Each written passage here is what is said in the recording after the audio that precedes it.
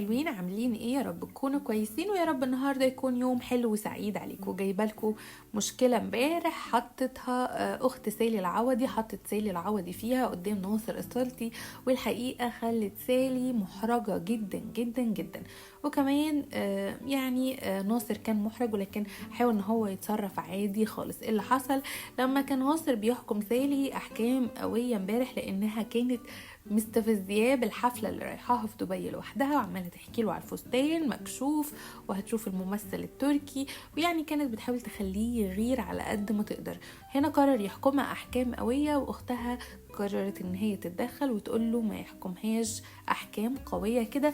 ولكن المشكله ان هي بدل ما تناديله باسمه نادت له باسم صقر، والحقيقه ان الموضوع ده خلى سالي تتحرج جدا جدا. تعالوا اوريكم ايه اللي حصل. اعمل دويتو، اعمل انت الستوري اول. سكر. انا ما بغير قصدي نصر. ايش؟ شو يا سيرينا؟ ايش مالك بتضحكي ايه؟ ايوه انا ما بسمح لحدا يحكي مع اختي احكام قوية. شو احكمها؟ شو احكمها؟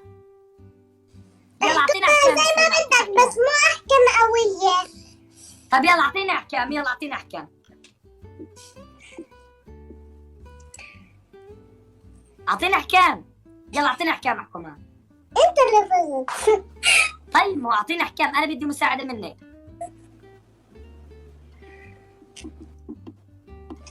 هاتي حكم هاتي. لا بتاكلي بوظة بالبرد، بوظة ترعيك.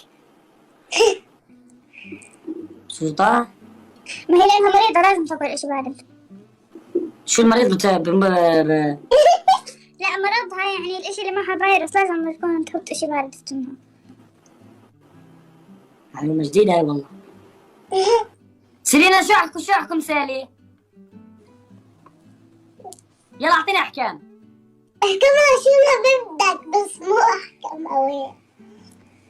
زي ما انتوا شفتوا ده اللي حصل، وده كان رد فعل سالي العوضي. ناصر كمان كان محروج، ولكن حاول ان هو ما يضحكش، حتى ما يعملش ان هو اتضايق من حاجه او ان في حاجه غريبه. قولوا لي ايه رايكم تحت، اكتبوا لي رايكم. هكون مبسوطه بكل تعليقاتكم، واستنوني بكره في اخر الاخبار. اشوفكم على خير، باي باي.